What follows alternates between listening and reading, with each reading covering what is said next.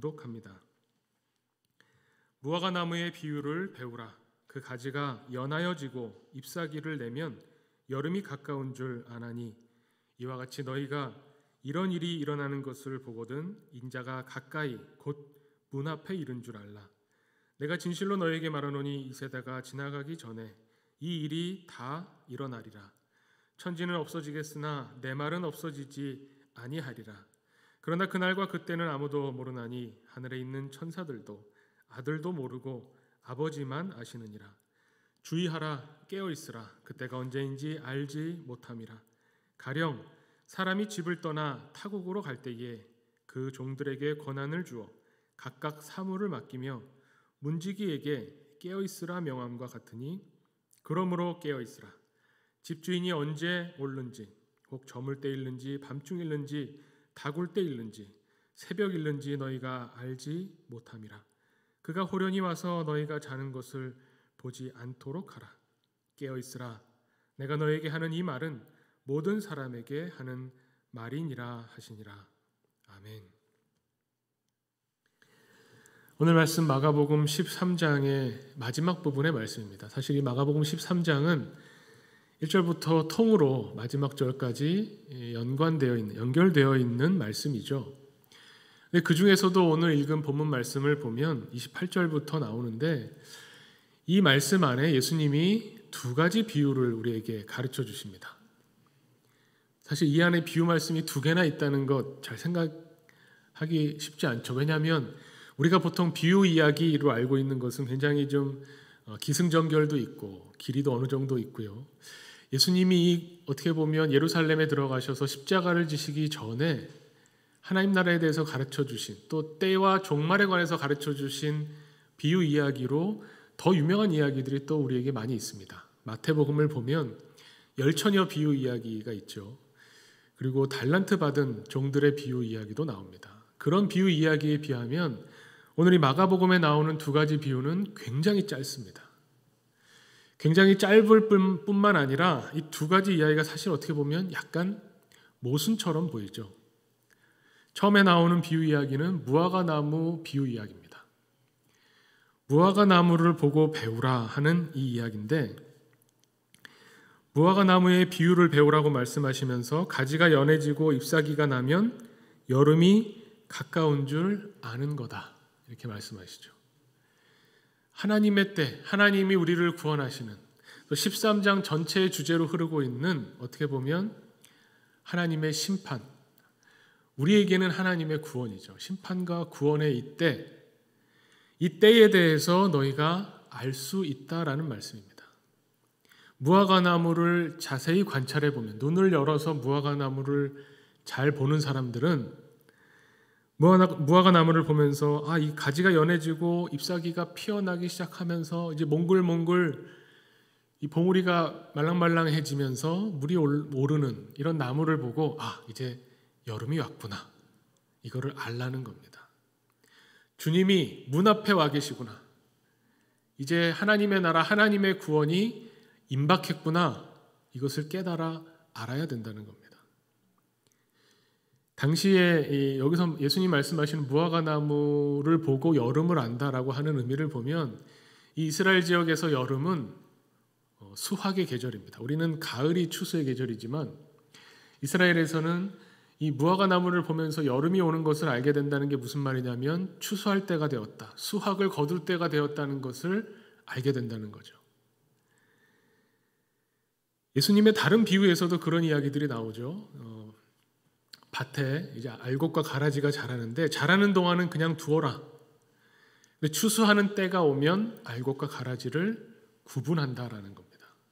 마찬가지로 이제 때가 추수할 때가 되었구나. 수확을 거두는 때가 임박했구나를 무화과 나무를 통해서 배워야 된다 하면서 이 비유 이야기를 들려주십니다. 그러면 우리가 무화과 나무를 보면서 때를 알아야 되죠. 때가 찼구나를 깨달아야 됩니다. 계속 이것을 관찰해야 됩니다. 그런데 두 번째 비유 이야기는 너희는 그때를 알 수 없다라고 말씀하십니다. 이 두 번째 비유가 34절에 나오죠. 가령으로 시작됩니다. 어떤 사람이 집을 떠나 타국으로 가는데 이 사람이 집주인이죠. 타국으로 떠나면서 종들에게 권한을 주고 사무를 맡깁니다. 할 일을 줍니다. 열심히 이 일을 하라고 합니다. 그러면서 문지기에게 뭐라고 하냐면 깨어 있어라. 내가 곧 올 거다. 근데 문제는 이 비유 이야기에서의 핵심은 주인이 정작 언제 올지 모른다는 겁니다. 그걸 여러 가지로 표현하죠. 해가 저물 때 올지, 아니면 밤중에 올지, 닭이 올 때 올지, 새벽에 올지 너희가 알지 못하지 않나요? 너희는 알 수가 없다라는 말입니다. 그래서 깨어 있어야 된다라고 말씀하시죠. 사실 깨어 있으라는 말이 계속 나옵니다. 그래서 마지막 13장을 총괄해서 마무리 지으면서 예수님께서 우리에게 주시는 말씀은 뭐냐면 깨어 있으라는 말씀이에요. 근데 이 깨어 있어야 되는 근거가 어떻게 보면 굉장히 모순돼 보인다는 거죠. 무화과나무 비유를 통해서 보면 왜 깨어 있어야 되는가? 왜 나무를 열심히 깨어서 일어나서 왜 봐야 되는가? 때를 알아야 되기 때문에 깨어 있어야 되는 겁니다. 때를 알려면 또 깨어 있어야 되는 거죠. 근데 또 왜 깨어 있느냐? 그날과 그때를 모르기 때문에 또 깨어 있어야 됩니다. 언제 들이닥칠지, 그때가 언제가 될지 모르기 때문에 또 깨어서 준비하고 있어야 된다는 겁니다. 이 두 가지 어떻게 보면 모순돼 보이지만 또 우리가 깨어 있어야 되는 확실한 이유를 제공하는 겁니다. 보통 우리말에 그런 말 있죠. 모르는 게 약이다. 그 말도 참 맞습니다. 차라리 모르면 더 좋은 일들이 있습니다. 근데 또 다른 말은 아는 게 힘이다. 이런 말도 있죠. 아는 게 힘인지 모르는 게 약인지 두 개가 서로 안 맞는 말 같지만 둘 다 예수님이 깨어있으라라고 말씀하시는 이 말씀, 어떻게 보면 우리의 자세를 말씀할 때 이 두 가지가 다 해당되는 겁니다. 우리가 반드시 깨닫고 알아야 되는 때가 있고 우리는 절대로 모르기 때문에 알 수 없기 때문에 깨어있을 수밖에 없는 그 때를 우리에게 가르쳐 주시는 거죠. 먼저 앞부분 무화과나무 이야기를 보면 오늘 28절부터 읽었지만 29절에 보면 이런 일들이 일어나는 것을 보고 때를 안다라고 말씀하시죠. 이런 일들이 뭘까? 이 마가복음 앞에 13장 1절부터 나오는 앞의 이야기들을 다 이렇게 지칭합니다. 예수님이 말씀하시는 어떤 하나님의 때, 구원의 때, 종말, 이것을 알 수 있는 징조가 있다라는 거죠. 무화과나무를 보면서 알듯이 징조를 보는데 그것이 뭐냐면 이 13장 제일 초반에 성전이 무너지는 것을 말씀하십니다. 우리가 지난주 마가복음 12장을 생각해 보면 이 당시에 유대의 성전은 유대의 종교 지도자들은 열매가 없었습니다. 그래서 열매 맺지 못한다는 선언을 받는 거죠. 이제 더 이상은 성전이 만민이 기도하는 집으로서의 역할을 하지 못합니다. 강도의 소굴이 되었습니다. 그래서 이것을 하나님께서 무너뜨리신다고 말씀하시는 거죠. 이 제기능을 하지 못하는 성전이 무너지는 때, 그때가 어떻게 보면 하나님의 심판, 하나님의 구원이 임박한 때라는 것을 알 수 있게 해줍니다. 그리고 예수님의 이 말씀은 사실 예수님이 이 말씀을 하시고 난 뒤에 40년이 지나고 나서 실제로 예루살렘 성전에 이루어졌죠. 그래서 이 마가복음 13장을 아주 좁은 의미로 보면, 그리고 우리가 알고 있는 이런 시간의 개념으로 대입해서 생각하면 좀 어려움이 있는데, 뭐냐면 예수님이 예루살렘 성전이 돌 위에 돌 하나도 남지 않고 무너질 것이다를 예언하셔서 이것이 징조다, 이제 때를 알아야 된다라고 말씀하셔서 본다면 AD 70년에 예루살렘 성전이 무너지고 나서 이제 주님이 오시나 보다, 초대교회 사실 교인들이 다 기대했죠. 그런데 지금까지도 우리가 상상하고 기대하는 그런 종말이 아직은 오지 않았습니다. 2000년이 넘는 시간 동안 오지 않았어요. 그래서 이 말씀을 예루살렘 성전, 말 그대로 성전이 돌 위에 돌 하나 남지 않게 무너지는 그때가 임박한 때다라고 알기는 참 어려운 거죠. 좁은 의미가 아니라 넓은 의미로 봐야 합니다. 깨어 있어야 되는 이유, 또 깨어 있다고 하는 것이 무엇인가를 말씀해 주실 때에 알아야 되는 것, 때가 찼다는 것, 임박했다는 것을 알아야 될 때 깨어 있다는 것은 뭐냐면 예수님의 말씀에 나오는 것처럼 이런 징조가 보일 때 주의해야 되는 게 있는데 미혹받지 않도록 주의해야 된다. 미혹입니다. 그때가 되면 그래서 막 성전이 무너지고 재난이 생기고 하나님의 사람, 예수님을 믿는 사람들이 핍박받는 이런 때에 깨어 있어야 되는데 그 깨어 있음은 다르게 표현하면 무엇이냐면 미혹받지 않는 거죠. 여기저기서 내가 예수다, 내가 메시아다, 이제 봐라, 이 환난과 핍박이 오니 주님이 그 구원하시는 때가 오지 않았느냐, 내가 바로 메시아다라는 사람들이 나타난다는 겁니다. 여기에 미혹받지 않아야 되는 거죠. 이 미혹하다라는 말, 이 성경의 13장에 나오는 미혹받는다라는 말이 헬라어 원어로 그 문자 그대로의 의미를 보면 길을 잃는다라는 말입니다. 그러니까 하나님의 때, 주님이 우리에게 오시는 이 종말론적인 신앙을 가진 사람들이 바라보는 때에 관한 이야기에서 중요한 것은 뭐냐면 우리가 길을 잃지 않아야 된다는 겁니다. 왜 미혹받느냐? 왜 길이요 진리요 생명 되시는 예수 그리스도와 함께 예수님을 따라가면 되는데 왜 자꾸 우리는 길을 잃어버릴까? 왜 자꾸 헛된 것에 미혹될까? 이 현실, 눈에 보이는 세상을 보면서 우리가 자꾸 우리의 욕심, 세속적인 욕망이 자꾸 불쑥불쑥 올라오기 때문에 그렇죠. 그 욕망을 건드리는 사람들이 미혹하는 사람들입니다. 내가 메시아다. 나를 믿어야 구원받는다. 여기서 말하는 그 구원은 하나님이 베풀어 주시겠다고 하는 그 구원이 아니라 우리가 바라고 원하고 기대하는 그 구원으로 우리를 미혹하는 겁니다. 그래서 우리의 욕망, 어떻게 보면 우리의 세속적인 가치관, 이런 것들이 계속 우리의 길을 잃고 헤매고 방황하게 만듭니다. 하나님의 사람으로 사는 것이 어떤 것인가를 예수님이 말씀을 통해서, 예수님의 생애를 통해서 우리에게 보여주셨는데 우리는 자꾸 다른 어떤 것을 찾으려고 하죠. 어떻게 살아야 되나? 예수님 믿는 사람으로 어떻게 살아야 되나? 어떻게 해야 칭찬받고 어떻게 해야 성공하면서 영향을 끼치면서 살아갈 수 있을까를 생각하는데 사실은 때가 가까이 왔다고 하는 것을 깨닫는 사람들은 그 길을 예수 그리스도를 통해서 그 길을 봐야 되는 겁니다. 끊임없이 그 길에 내가 이 길을 잃어버리지 않는지 끊임없이 확인해야 되죠. 어떻게 보면 예수님이 보여주시는, 예수님이 걸어가시는 그 길이야말로 우리에게 하나님의 때가 왔다는 것을 알려주는 겁니다. 예수님이 여기서 말하는 그 때가, 무화과 나무를 보면서 여름이 왔다는, 그 때가 왔다는 것을 깨달아야 된다, 알아야 된다라고 말씀하시는 그 때를 사실은 처음에 공생애를 시작하시면서 선포하실 때 이 때를 말씀하셨습니다. 마가복음 1장 15절에 기억하실 겁니다. 때가 찼고 하나님 나라가 가까이 왔으니 회개하고 복음을 믿으라. 여기서 때가 찼다고 말씀하시는 겁니다.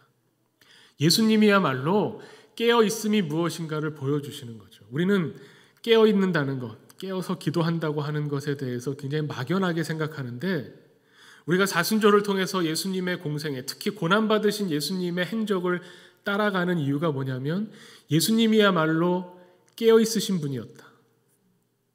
하나님의 나라, 하나님의 때가 찼다고 하는 것을 선포하시면서 예수님이 걸어가신 그 길, 살아가셨던 그 삶을 보여주시면서 이게 깨어있는 거다라고 우리에게 말씀하신다는 겁니다.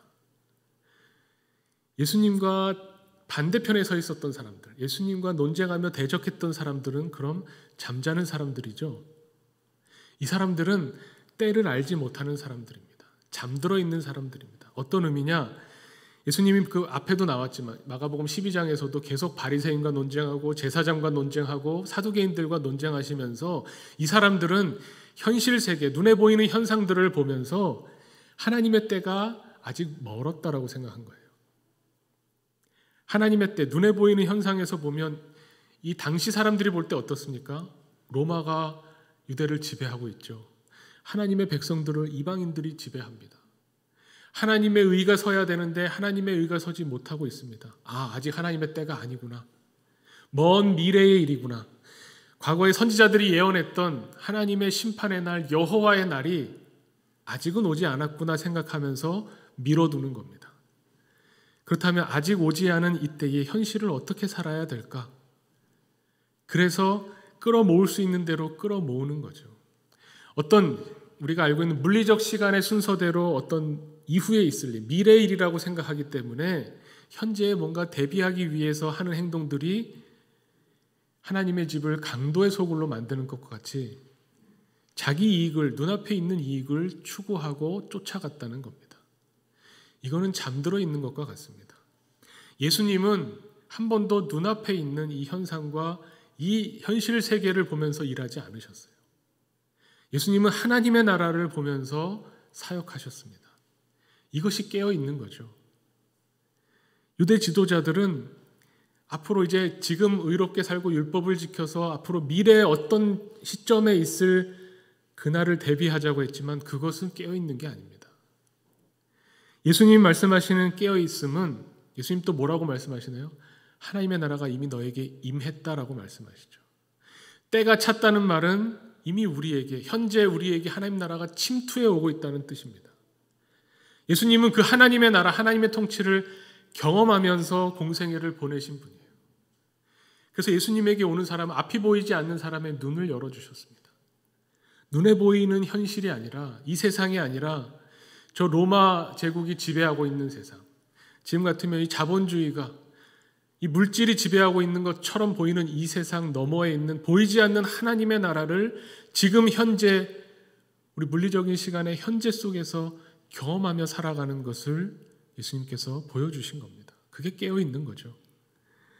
사도 바울도 말합니다. 로마서 13장 11절에 보면 너희가 이 시기를 알거니와 자다가 깰 때가 벌써 되었으니 이는 이제 우리의 구원이 처음 믿을 때보다 가까웠습니다.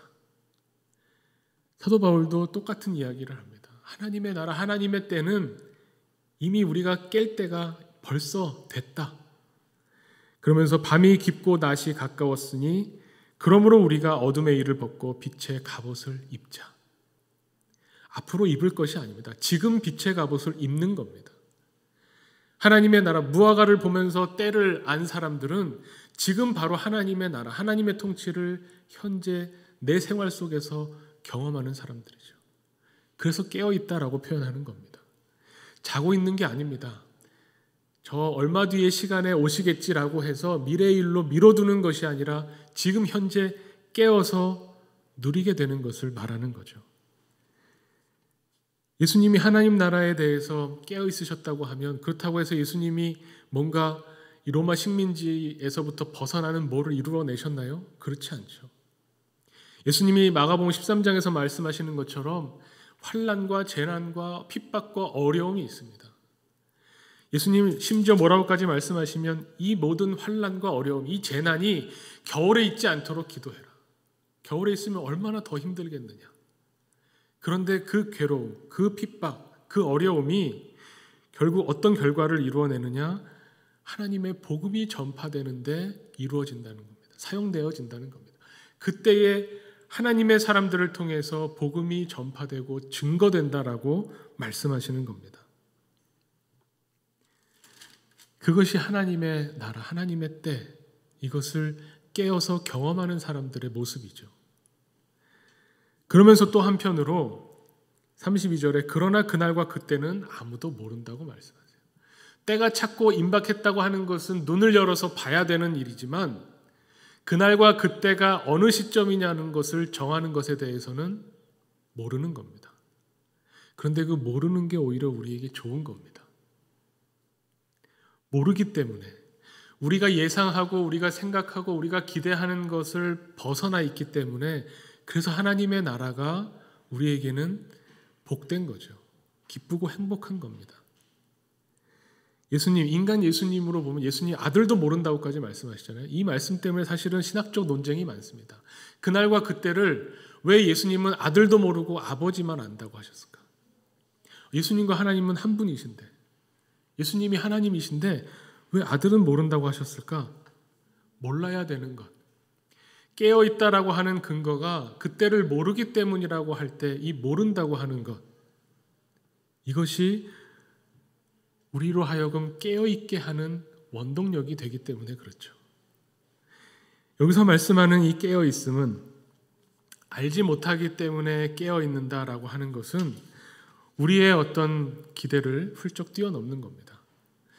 이 하나님 나라에 대한 또 때에 대한 종말에 관한 예수님의 비유 중에서 제가 어제 토요기도했을 때도 잠깐 나눴지만 양과 염소의 비유가 있습니다. 이 양과 염소의 비유는 하나님의 때에 사람들을 다 모아놓고 오른편의 양, 왼편의 염소로 구분한다라고 하는 이야기죠. 이 이야기가 두려움으로 다가오는 사람들도 있을 겁니다. 내가 염소인가? 내가 그동안 하나님의 뜻대로 선행을 베풀지 못하고 다른 사람들을 돕지 못해서 나는 이제 심판날에 염소가 되어서 꺼지지 않는 지옥불에 던져지나? 이런 불안감을 가지라고 이 말씀을 주신 게 아닙니다. 양과 염소의 이야기에서는 이걸 가른다, 심판한다, 염소가 되지 않게 조심해라, 양은 어떤 사람들이냐, 지극히 작은 자들에게 선행을 베푼 사람들이 결국은 천국 간다. 이 메시지보다 더 우선하는 메시지가 있습니다. 뭐냐면 이 오른편에 서 있는 사람들의 반응이죠. 주님이 오셔서 내가 배고플 때, 목말랐을 때 나를 먹이고 마실 물을 주고 내가 병들었을 때 나를 돌봐주고 살펴줬으니 나와 함께 기쁨을 누리자라고 말씀하시는 그때에 이 오른편에 있는 사람들, 양이라고 지칭되는 사람들이 깜짝 놀라서 오히려 되묻습니다. 주님, 제가 언제 주님께 먹을 것을 드렸고 마실 물을 드렸고 제가 언제 주님이 아프실 때에 주님을 살피고 돌봤습니까? 핵심이 거기에 있어요. 하나님의 나라, 하나님의 구원은 우리의 기대와 완전히 다르다는 겁니다. 우리의 예상을 깨트린다는 겁니다. 그러기 때문에 양이 되기 위해서 노력하자. 이게 말이 안 돼요. 양은 이미 양입니다. 하나님의 사람은 하나님의 사람으로 그저 사는 겁니다. 그런데 이것을 우리가 모르기 때문에 이때를 오히려 모르기 때문에 계속 깨어 있으려고 하는 겁니다. 이 깨어 있는 이 과정 중에서 주인이 언제 올지, 오늘 이 예수님의 비유를 보면 주인이 언제 올지 밤중일지 새벽일지 알 수 없다. 그런데 주인이 짠 하고 나타나면 어떻게 될까요?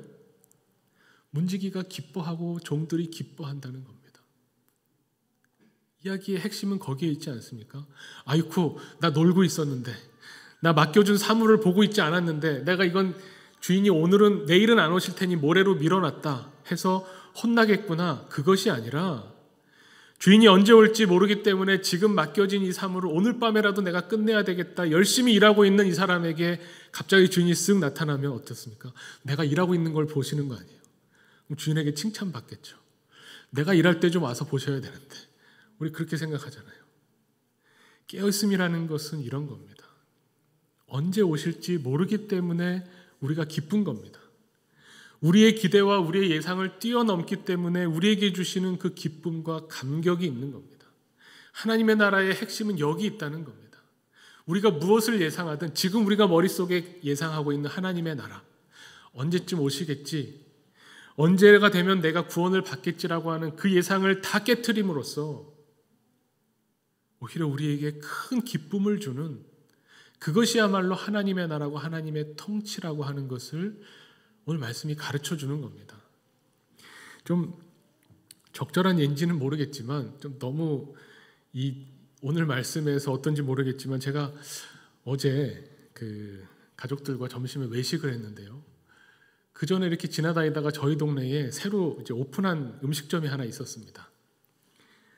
근데 그 오픈한 음식점을 보면서 그게 짬뽕 전문점이었거든요. 그래서 제가 짬뽕을 좋아하는 편이긴 한데 과연 어떨까, 맛이 어떨까 기대를 가지는데 또 짬뽕이 워낙 자극적이고 또 소화가 잘 안 되기도 하고, 그런데 그렇지만 새로운 걸 먹어보고 싶어서 과감하게 어제 갔어요.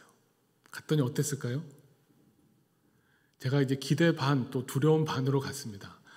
이거 먹고 소화 안 되면 어떡하나 여러 가지 생각하고 갔는데 딱 첫 숟가락을 딱 뜨는데 너무 맛있는 거예요. 제 예상을 완전히 벗어났습니다. 제가 기대했던 건 그냥 짬뽕이 맛있으면 좋겠다 정도였는데 그 집의 장점이 뭐냐면 이 밥을 공짜로 줍니다. 무한 리필로 밥을 주는데 그 밥이 그 중국식에 어울리는 그 약간 말라 있으면서 이렇게 퍼석퍼석한 밥 있죠. 중국 음식 먹을 땐 그런 밥을 좋아하는데 생각지도 않았던 밥도 먹을 수 있는 거예요. 그러니까 그 기대했던 것보다 훨씬 그 맛있었습니다. 여기서 중요한 건 뭐냐? 기대를 뛰어넘었다는 거죠. 기대보다 컸다는 겁니다. 우리가 그렇지 않으면, 우리가 기대보다 못하면 오히려 우리는 실망하고 낙담하게 되죠. 우리의 기대가 어디에 있느냐? 우리의 기대가 어떠해야 한다는 것을 때가 임박했다는 걸 보면서 알아야 하고, 하지만 우리의 기대보다 항상 더 좋은 것, 더 복된 것을 주시는 하나님의 나라를 소망으로 삼아야 된다는 겁니다. 우리의 기대에 딱 들어맞는다고 해도 그건 하나님의 나라가 아닐 겁니다. 하나님의 나라는 항상 우리의 기대를 뛰어넘습니다. 그것을 사도 바울이 로마서 이렇게 표현합니다. 8장 24절에 우리가 소망으로 구원을 얻었음에 보이는 소망이 소망이 아니니 보는 것을 누가 바라리요. 뻔히 보이는 것, 뻔히 기대하는 것, 지금 내가 이렇게 힘든데 상황이 짠 하고 변해서 모든 일들이 다 풀어지면, 모든 문제가 해결되면 난 정말 좋겠다. 하나님 이렇게 해주시면 좋겠습니다. 기도하지만 정말로 하나님이 그렇게 해주시면 우리가 바라고 기대했던 그것이 이루어지기 때문에 사실 우리는 하나님을 크게 기뻐하지 못하게 됩니다. 사람이 원래 그래요. 기대했던 그대로가 이루어져도 그다지 기뻐하지 않습니다. 보이는 것을 소망하는 사람은 없습니다. 내가 뻔히 예상되는 것, 보는 것을 소망이라고 표현하지 않습니다. 우리의 소망은 어디 있냐면 보이지 않는 것에 있습니다. 감히 우리가 상상하지 못했던 것. 그래서 로마서 8장 25절에 만일 우리가 보지 못하는 것을 바라면 참음으로 기다릴지니라 말씀합니다. 깨어있는다라는 게 여기에 의미가 있습니다. 깨어있어야 된다. 임박해 있기 때문에 우리는 잠들어 있을 수 없습니다. 이미 주님이 우리에게 오셨기 때문에 우리는 깨어나 있습니다. 깨어있지만 계속 깨어있으려면 그때가 언제인지 우리는 모르기 때문에, 우리가 모르는 부분, 우리 기대를 벗어나는 부분, 우리가 한 번도 상상해보지 못했던 그 하나님의 나라를 소망으로 가지고 있다면 우리는 계속 깨어서 그 나라를 소망하며 바라보며 오늘 하루를 살아가게 됩니다. 깨어있는다라고 하는 의미는 그냥 눈만 뜨고 있다는 것이 아니라 오늘 예수님의 비유에 나오는 것처럼 맡겨주신 일, 권한을 주고 맡겨주신 이 사물을 열심히 행하는 데 있습니다. 그렇기 때문에 깨어있는 거죠. 괜히 깨어있는 게 아닙니다. 하나님의 나라를 오늘 경험하면서 내가 이미 벌써 깨어서 임박해 있는 문 앞에 계신 주님을 만난 것처럼 기뻐하며 깨어있으며 하나님 나라를 경험하고, 또 그렇지만 내가 기대하고 주님을 만나면 얼마나 기쁠까, 그 이상을 뛰어넘는 기쁨과 행복을 바라보면서 맡겨주신 일들을 행해 나가는 겁니다. 이 맡겨주신 일이 뭐 대단한 게 아닙니다. 뭐 세계 선교를 해라, 몇 명을 구원해라 이런 말이 아니라 주님이 걸어가신 그 길을 따라가는 겁니다. 예수님이야말로 이 세상에 오셔서 잠들어 있는 세상을 깨우시고 깨어있다는 게 무엇인가를 우리에게 보여주신 분입니다. 예수님의 고난의 행적을 따라가면 따라갈수록 하나님 나라를 누린다고 하는 것, 하나님 나라를 소망하면서 깨어있는다고 하는 것이 무엇인가를 우리가 예수님을 통해서 배우게 되죠. 만나는 사람들을 불쌍히 여기고, 여기서 말하는 불쌍히는 사랑하고, 그 만나는 사람들을 위해 먹을 것을 제공하고 하늘의 양식을 주시며 앞이 보이지 않는 사람의 눈을 열어주시고 들리지 않는 사람의 귀를 열어주셔서 오늘 우리에게 주시는 하나님의 말씀, 하나님의 음성을 듣게 하시는 분, 그분이 예수님이셨습니다. 채찍에 맞으며 침뱉음 당하며 돌로 맞으면서 이 십자가의 길을 묵묵히 걸어가신 예수님, 이 고난의 길을 통해서 예수님이 그냥 아프고 힘들고 고통스럽기만 하셨던 것이 아니라는 겁니다.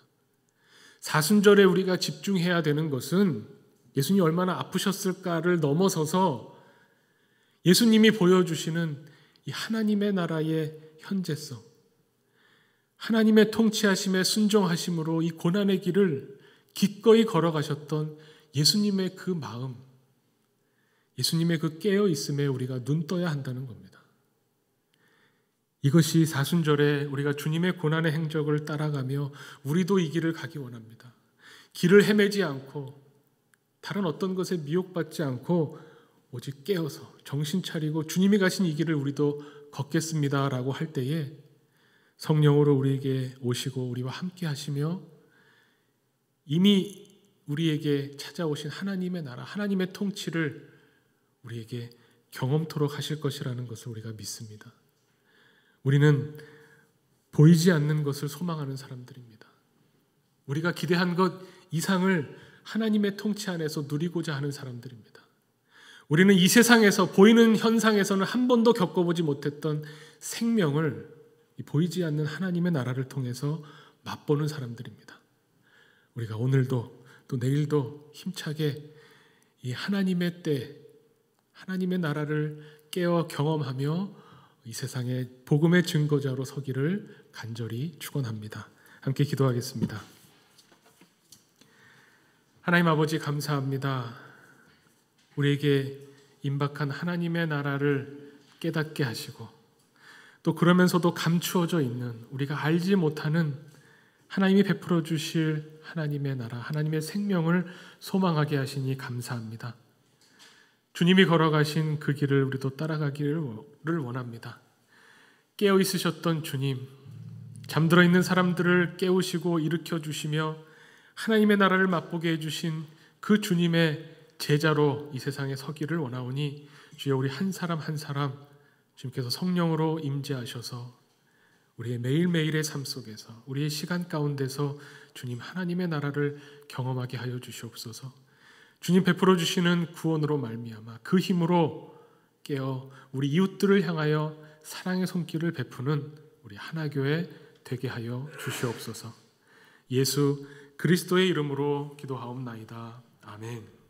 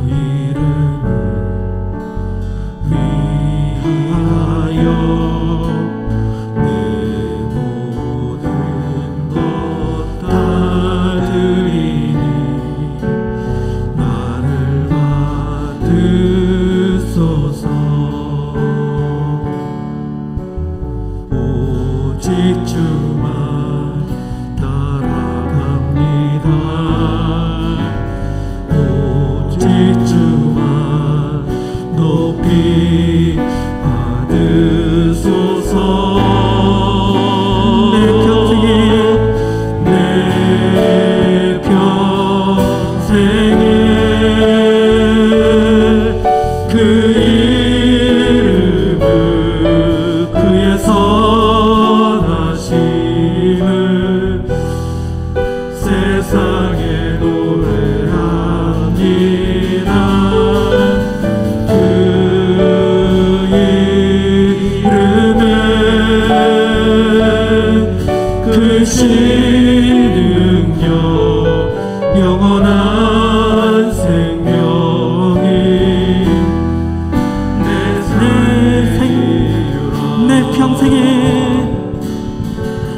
내 평생에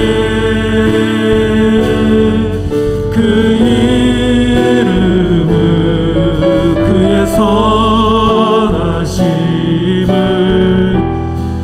세상에 노래합니다. 그 이름에 그 신능력 영원한 생명이 내 삶의 이유라 내 삶의 이유라 내 삶의 이유라.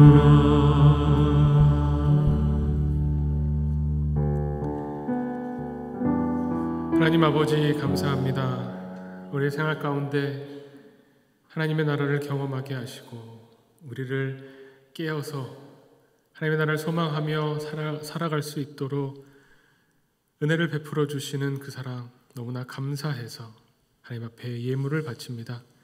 하나님이 예물과 함께 우리의 마음을 받아주시고 우리의 시간을 받아주시옵소서. 우리의 모든 시간이 우리의 생활이 하나님이 기뻐하시는 하나님 나라의 사람으로서 하나님 원하시는 생명 살리는 일에 참여하는 우리들의 모습 되게 하여 주시옵소서. 하나님 우리 교우들 가정마다 하나님께서 살펴주시고 복음을 전하는데 조금 더 부족함이 없도록 건강을 주시고 또 물질을 주시고 시간과 여건을 허락하여 주셔서 하나님 베풀어 주시는 그 사랑과 은혜 우리 이웃들에게 나누게 하여 주시옵소서. 이 나라와 민족을 향하여 또 세계를 향하여 하나님의 평화를 하나님의 사랑을 증언하는 증인의 삶을 살아가게 하여 주시옵소서. 이제는 우리 주 예수 그리스도의 은혜와 하나님 아버지의 지극하신 사랑하심과 성령의 교통 교제 감동하심이 복음을 전하기 원하는 하나님의 사람으로 예배자로 선 우리 하나교회 교우들 머리 위에 이제로부터 영원토록 함께 하시옵기를 간절히 축원하옵나이다. 아멘.